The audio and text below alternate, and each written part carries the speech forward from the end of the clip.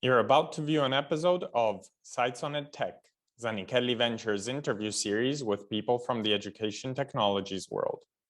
I am your host, Luigi Morino, and in this episode, I interviewed Anurupa Ganguly, founder and CEO of Prisms of Reality, an immersive virtual reality platform that improves students' performance in maths. Here is the interview. So I'm very happy to be speaking to Anurupa today. Thank you for joining us, Anurupa. Thanks so much for having me, Luigi. So excited to talk to you. Yeah, so could you please explain a little bit what Prisms of Reality is? Sure. So Prisms, I started Prisms about 18 months ago, and we are building a new world virtual reality platform to really reimagine how students learn core math and science. That's where we've begun. And it's predicated on the idea that we really haven't been able to scale best practice pedagogy in the modern math classroom over the last 20 years, and virtual reality is the first time where we have the affordance for students to learn math in the way that's most natural, which is learning through experiences, learning through a real world problem that's compelling to them, and really being able to interact with different representations of mathematical ideas that have ordinarily just been on paper pencil and not interactable in the way that they need to understand these concepts. Wow, yeah. So you're really trying to make math tangible. Is that the main goal? Yeah, I mean the biggest thing that I've learned, I was in the public education system for about 11 years before I started Prisms, and the number one question kids ask is, why am I learning this? When am I ever going to use this? And what we see year on year on year, at least in the United States, is we are reteaching core math every single year. And the reason that reteaching happens and the amount of inefficiencies that I've perceived in the system is because they never got it the first time. So they're not building any sort of enduring connection with the topic itself, but also they're not learning it in a way where they're able to retain and build on that knowledge. We're constantly redoing the floors every single year, which is why you see the stagnation you do in K-12 math. Okay, that's very, very interesting. Which kind of content have you covered with Prisms of Reality? Is it high school curriculum? What parts of the high school curriculum? I've seen you have the algebra course up. What's going on? Yeah, so we began with Algebra 1, which is typically the Achilles heel in the secondary STEM program. It's, Bob Moses always called the lack of access to success in algebra as a civil rights issue. And I really found that to be true, is if you can't master algebraic reasoning, you're not going to be successful in physics, chemistry, any follow-on STEM coursework that future STEM is predicated on. So we started with Algebra 1, and we really worked to build that course to test and validate our pedagogy. Can we immerse students in a real world problem, help connect that to simulations that kind of go up layers of abstraction for them in a very methodical way, help them then connect those visualizations to 2D representations, which they're going to see in standardized assessments, and then connect that to mathematical models, which ostensibly is the highest level of abstraction. And historically, kids jump to that equation, they jump to that mathematical model, they have no derivative of where that came from. And so with this first course, our goal was to validate that pedagogy. Does it work? And so we built modules across all the core content in algebra, so linear functions, quadratics, exponentials, bivariate statistics, systems of equations. And we found in our early research is it does work.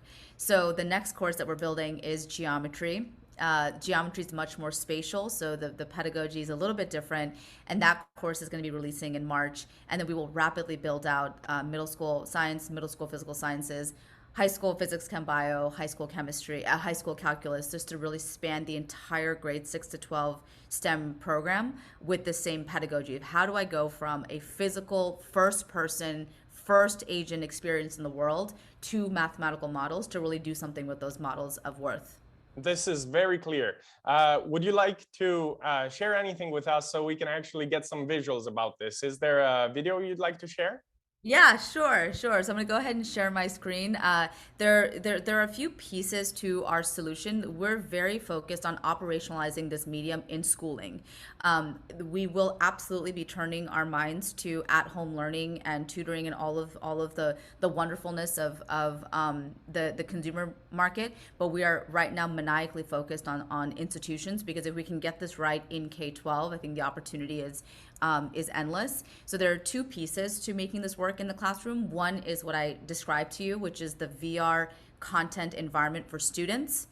And the second is the full synchronous data system for a teacher, for them to do two things. One, monitor student learning and know, which student requires just-in-time feedback. Typically, I'm sure you know this, that 90% of a teacher's time goes into 5% of her students, because she just doesn't have the right data to intervene at the right time. So her work is highly inefficient as someone that is providing strategic feedback. So the two videos I'll show you is one of the VR environment, and the second is of the teacher dashboard that is allowing that communication in real time. Okay, yeah, sure. Please go ahead. Good afternoon. Today, I am declaring a state of emergency in our city. Over the last couple of weeks, we have seen an alarming rise in the number of infections from an unknown virus.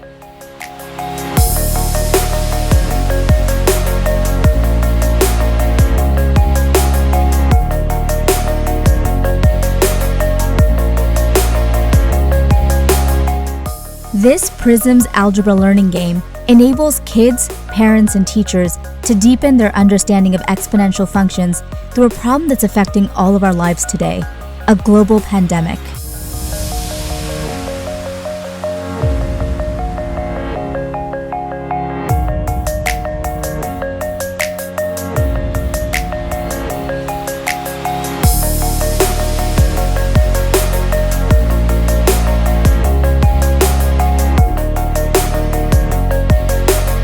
Your critical mission on this task force is to determine the number of weeks until our hospitals reach capacity.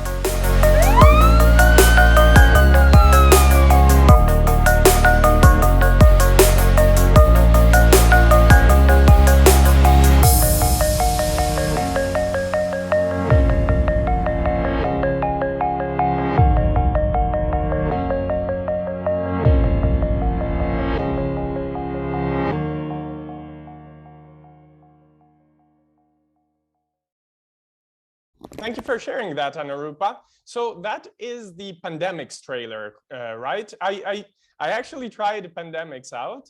This was a very interesting experience, but it is not the algebra course. Is that correct? The pandemic is one module.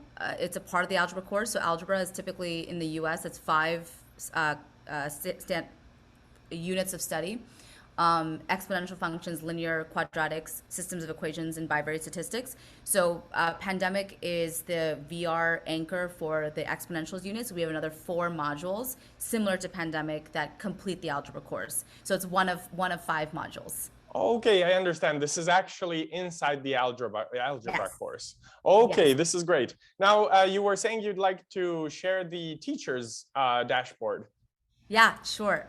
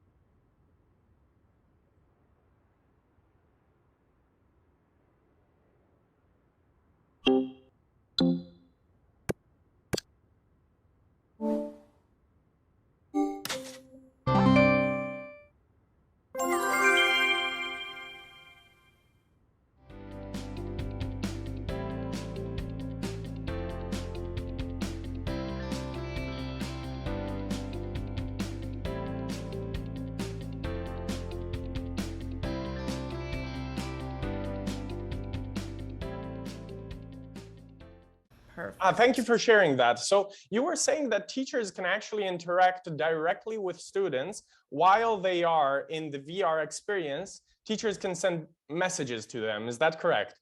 Yes. So I think that one of the biggest challenges with VR for a long time is that teachers feel isolated from the student learning experience, which makes it an unviable modality of learning for the classroom. And so unless you really figure out what is that feedback loop, how do they communicate, how do they understand what the student misconception is in the most efficient way, and then have the mechanism to provide just-in-time feedback, that's really where a lot of our R&D has gone, and it's a very important part of our solution. Can you explain about the other features of the teacher dashboard, please? Yeah, so I mean, I think that we've kept it quite simple. The first is, giving a teacher an understanding of where the class is, being able to click into individual students. We always rank kids that will require her support, so she can prioritize which kids that she wants to really see what they're doing and provide that feedback. We give teachers event lists of exactly what has a student done, which tools did they use, which content hints have they used, what were all their incorrect and correct responses. So the teachers can use that event data to determine what feedback to give, and we auto-populate in messages. So based on where a kid is and what they got wrong, teachers have access so they can very quickly use our suggested messaging system and then make edits that they'd like to personalize it. But one of the things we learned is that it's really hard for teachers to, in the moment, come up with their own questions, especially as they're facilitating with a group of 30 kids. So they need that support from us. Sure. And how about the logistics of this? Are students supposed to be using the headset while they're at home or in the classroom? Do you get 25 students standing up with a headset on their head all together in one classroom? Yeah. Yeah, so that's the whole classroom implementation is depending on what your class size is. If it's 25, we're in New York City and Boston, and those are much larger systems. We have anywhere between 32 and 34 students sometimes in a classroom. We found that on the days that kids are learning in VR, some teachers will opt to take their kids to the gym, go to the hallway, because VR is not for every day. VR is to learn. Right? Once you've learned something, you can practice and apply and gain fluency on paper pencil. But the process becomes highly inefficient when you're trying to learn something for the first time on paper pencil, which is inherently a 3D idea or a physical idea. So that's an important distinction. The other thing that I'll say is that we are building a sandbox app for all of our courses, where after you've learned, you're able to use those same 3D tools to do any problem in your textbook. So instead of I'm at home, I learned exponential functions, I get it now, but I have to do problems 14 to 19 for my homework tonight.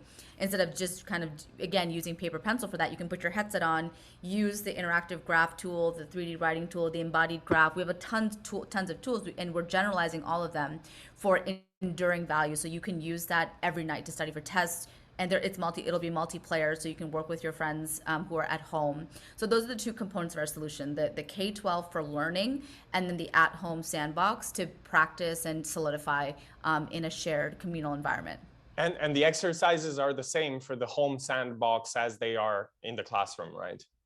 They are. I mean, the content modules are directed. It's for you to learn. So that's different from, that's like, there's a script, you have a virtual agent, like you are learning an idea, whereas at home it's you being able to pick any problem in your curriculum and work through that using these tools. So you have a lot more autonomy around the problem that you solve. Sure, I understand. Do you envision Prisms of Reality being a complete curriculum, or do you think it's going to be mostly a supplement to a complete curriculum on which students can do exercises regarding the topics that they have studied, potentially in the older style frontal lesson inside a classroom? I think right now it's best that we supplement and augment what schools currently use. With any emerging technology, you have to be very mindful of what it can do and what it can't do. And we're really focused on the current pain points of core curriculum and bridging those gaps. I think as the technology evolves, we'll all have a better understanding of whether this can become a core, but that's not our focus area right now. Sure. How many schools are using Prisms of Reality at the moment? Yes, we've just launched. We're young. Our first launch was this fall, and so we're with 20,000 kids across 24 districts and 12 states in the U.S. These are our pilot sites where we are running all of our efficacy studies and feasibility studies with WestEd to really ascertain, work out all product kinks, and make sure that this delivers maximum outputs in terms of learning outcomes. And then our goal is to grow to 150,000 students for next summer and fall. And then, you mentioned WestEd. Who is WestEd? WestEd is an evaluation research institution. They partner with a variety of nonprofits and for-profits to really provide independent third-party evaluation.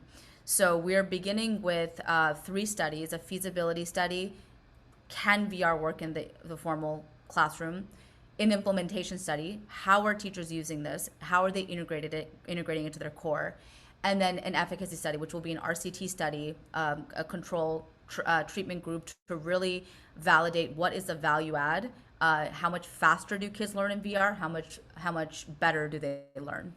Once those early studies have come out, we will be conducting longitudinal studies to really understand year on year on year. So, a student that took algebra using Prisms, how was their performance in geometry?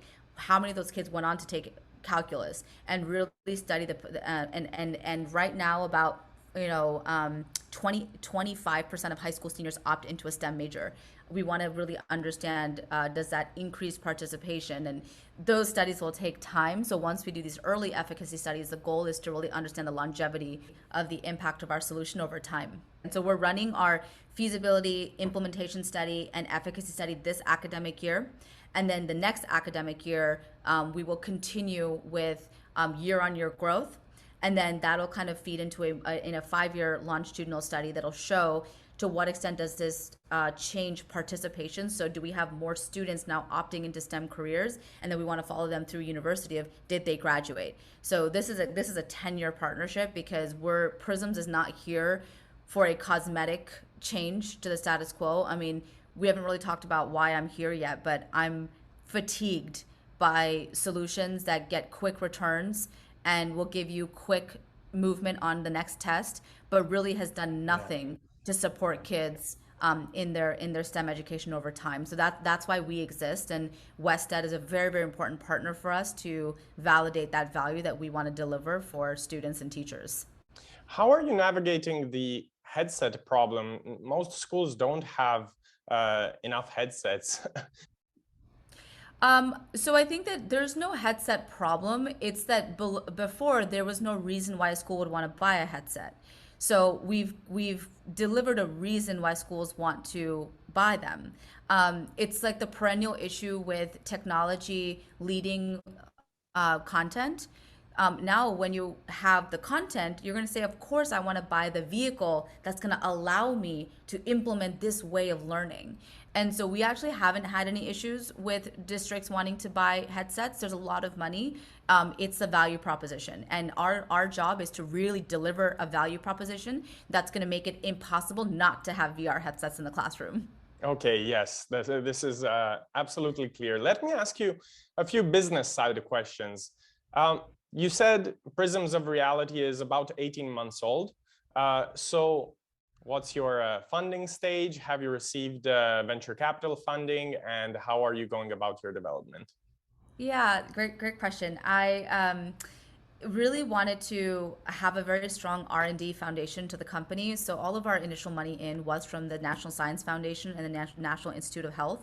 So the NSF, NIH, we've received the NSF SBIR Phase 1 and Phase 2, NIH Phase 1. We will be applying for our NIH Phase 2 as well. And it's all this funding that has supported our efficacy studies and the research that WestEd is conducting. In addition, we, of course, it was important for us to go to market as fast as possible to really begin the relationship building and the iteration of the product that's required at these early stages. So I raised my seed round in June of 2021. I always forget what year it is, the pandemic. Yeah, with COVID that happens, yeah. Yeah, in 2021, and that was a mix of institutional fund VCs as well as just values aligned angels. Um, How? Mm, yeah. yeah. And so the only other thing I would say is that we're now at the precipice of opening our next round. We're really at a place to drive growth. We understand the market. We understand exactly what we have to build, and now we just have to build the best math program the world has ever seen, and that's going to require strategic partnerships. Yes, yes. How about pricing? How do you, the customer, I suppose, are schools or are they entire districts? And how do you charge them? Yeah, so we work with districts. We do not work with individual schools. Our solution is this past year it was $10 per student per year, which is kind of commensurate with supplemental resources. As we add courses, which we're beginning to do, it'll go up to $12 per student per year. And that includes all the VR content, the teacher dashboard, the analytics, like the core professional development, all the virtual professional development. Districts that want on-site PD and follow-up coaching, that is roughly $2 to $3 per student per year. And then the hardware is a separate cost. It's a one-time CapEx for them, which is based on the headset you go with. It's $16,000 to $26,000 per site for all your headsets, your charging stations, like everything that you need for implementation. We've typically found that right now a lot of our districts are buying hardware with ESSER money and some of the additional funds that have come out of the COVID relief bills, and then their software comes from their traditional budget lines. Okay, so are you sometimes organizing the hardware part for them, Yes. or okay, okay. We are a full solution. So we deliver everything. We deliver the hardware, the charging. The schools don't have to do anything, and I think that's what's allowed this to kind of scale pretty quickly. Is we understand implementation very well, and leaving that to schools I think would cause more disarray. And like saying, hey, you have to go to this vendor for this, and you have to go to this partner for that. Yeah. We manage all operations for them. Yeah, yeah, yeah. Practical question. I have an Oculus Quest 2. Now that requires a Facebook account, which I suppose would be a problem in schools. How have you worked around that? So we have launched with Pico Neo 3 in schools. That it's an enterprise headset, so there's no Facebook login required. And we're doing some early testing in schools with the Oculus, using test accounts with a small number to really kind of understand the impact and feasibility and efficacy. So I think in the future, as again the field evolves, there will be new information and new paths available. But right now, we are focused on the Pico Neo 3 in schools. Okay. And sorry about this question, but is there anyone who you're watching out for, competitors who might be grasping districts before you do? I'm not at luxury to say that on a recording, but I think that what we're really focused on is we're not really looking at what other people are doing, and I think that's what really sets Prisms apart. I remember someone had asked me recently. He's a friend of mine from college. He had said, "So who are your top competitors?" And it like took me some time to think about it, not because we don't have competitors, but and he said that's a really great sign that you're not worried about a competitor. That's not what you're spending your time thinking about. You're forging your own path. And I think it's clear to districts. One of the things that districts always tell me when I speak with them is like they said, you don't feel like a vendor, you feel like a partner. And we're not here to sell schools. We're here to build something that the world has never seen in terms of mathematics education. And we don't know anybody else that's really trying to do that. And to your point, once we have validated the model and opened up the market, I imagine we're going to have competitors. But at that time, suffice to say, I think it's going to be hard to catch up to us. Do you think that there's a component of still some unpredictability around what is going to happen in the VR scene applied to education, and how some of the problems, including the hardware problem within schools, are going to be solved, that has generated or is the reason, the motivation behind why you don't have any clear competitors yet, due to, for example, how is the hardware problem going to be solved, and how is it going to be integrated into educational paths? Are teachers going to be willing to utilize this? So many questions that have yet to be answered about the applicability of VR in education, which might have led to less investment at the time being in this sphere, and therefore less competitors. I'm sure that's the reason why we haven't faced that. No one has told us we can't adopt your solution because of the hardware. They just buy the hardware. And we're working in very large urban districts, medium-sized districts. We're in rural districts. We're in every type of demographic in the United States right now. So I think you're right that that might be a consideration for other companies because, for whatever reason, the DNA of the founders, they might not understand schooling. They might not have the relationships. They might not have an intimate understanding of budgets, like whatever it might be. But we've been really fortunate that that hasn't been our issue as of yet. Our issue is going to be really creating enduring value, scaling this from, we're with 20,000 right now, we're going to be making it to 150 next year, scaling this to every single student in the country. Like that's where we're really focused on, not hardware. Like that to me is a low level problem. And honestly, we got to solve it. That's not a reason why you don't build it. That's just one thing that I, as the CEO, have to figure out. Yeah. You mentioned two main pillars in your educational approach: spatial reasoning and the ability to abstract from a concrete real world problem. Now, let's develop a little bit on the first one. Can you talk in general about the ability of spatial reasoning and why it is so important for algebra? Yeah, of course. So there were a team of Soviet psychologists in the 1970s that had determined that the number one indicator of success in post-secondary STEM is your ability to rotate 3D objects in your mind and maintain perspective of that object. It's what we roughly call spatial reasoning in educational literature. And as you would surmise, we don't in any methodical way develop that competency, which has actually led to a lot of inequities.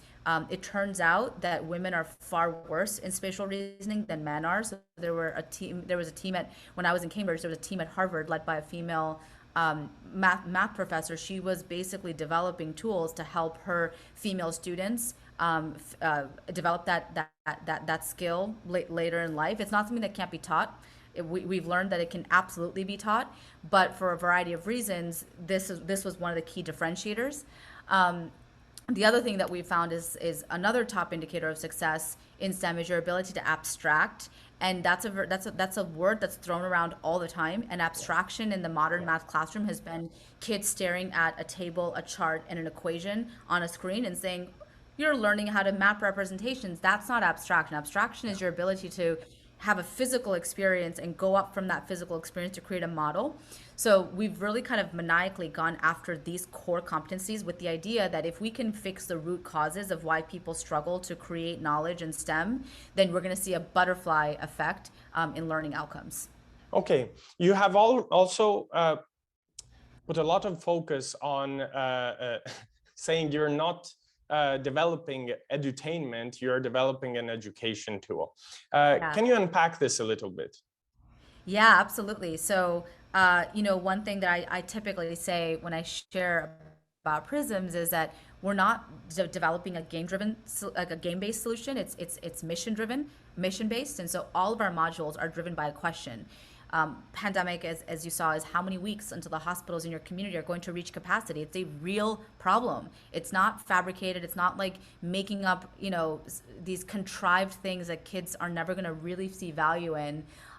For linear functions, they look at the exact melting rates of glaciers right now, and they predict when is the city of Miami, going to have flood risk to their coastal parts of the state in the state of Florida. So we really use these very fundamental questions to drive learning.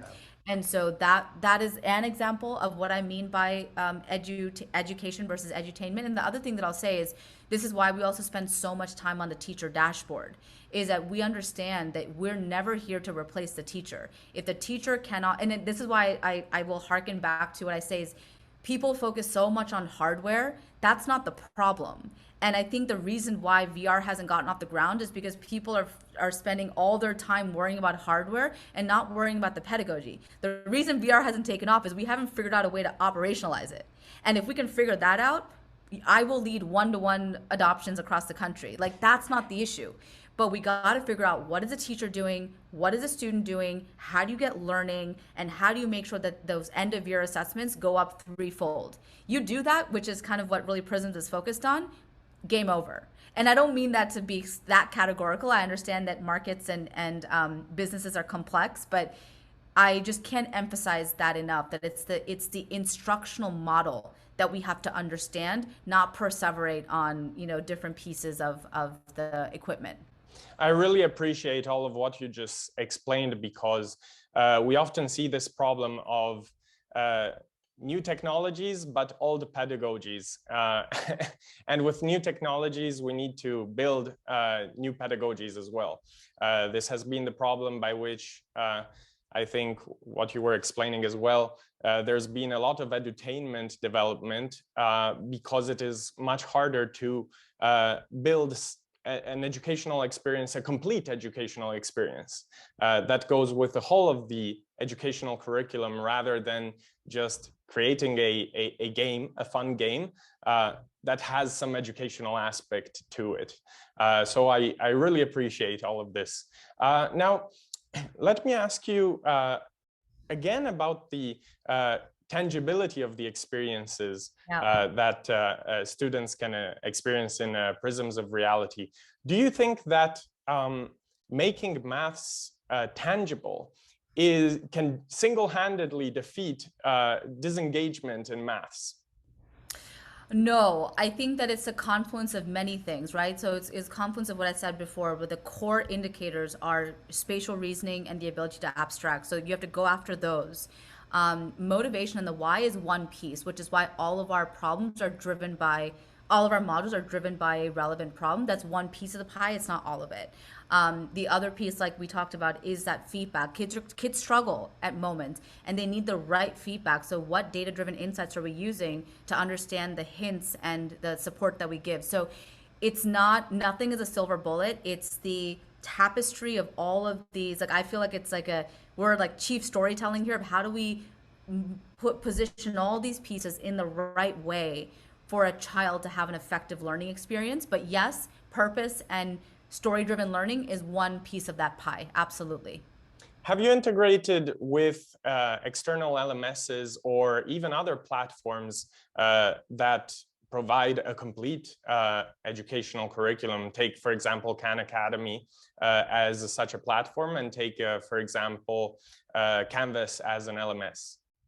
Yes, so we're integrated. Our teacher dashboard is integrated with Canvas, Google, and Clever. We will be increasing and kind of doing the full LTI integration so that we work with with any LMS, and we will be looking into other integrations. I think this year the focus was really to understand what data we're collecting to what end before we start passing things to gradebooks. Sure, I understand. Do you think that someday all education will happen in the metaverse? I do, because, and there's a because here, because the only way that human beings have evolved to learn is experientially, and experiences are multimodal. They are inherent. You cannot take the movement, the perception, the seeing, the move. You can't take that out of learning and expect holistic learning. And unless we're going to be able to move to a place where we can operationalize apprenticeships and internships for every single kid in every single discipline, which as someone in schooling, I don't see how we're ever going to find the money to do that. The only modality that scales best practice pedagogy is virtual reality. So the education community has no other option but to figure this out, unless they want to scale apprenticeships, which I think is valiant, but I think it's inherently unscalable. Sure, of course. Let me ask you as a final question, are there any announcements? What is coming up for Prisms of Reality? What should we be looking out for? Yeah, thank you for asking. So we are, we've been doing our pilot for Algebra 1, and teachers and kids across the country for the first time put headsets on in the math classroom, and it's just changed their world. We have kids who are like, I don't want to leave math class because I finally understand this concept. So we've just seen so much value, but none of that matters unless we can prove it at scale. So look out for our studies that we'll be publishing with WestEd. That's going to be a critical part of the puzzle. We're launching geometry, and then we're launching many other courses. So look out for that. And we are going to be launching all of our courses, algebra and geometry thus far, to the Oculus Store in June for parents and students to learn at home with their Quests. They'll be released by the end of June for people to really inject a new type of learning during the pandemic. I think there were so many mothers who reached out to me during this time saying, I didn't love math. I didn't see myself as a math person, and I am now the main conduit for my young girls and my kids overall. And so I'm now staying up late, like relearning algebra, relearning geometry. I don't have the tools, and so I think this is going to be a really great opportunity for parents at home.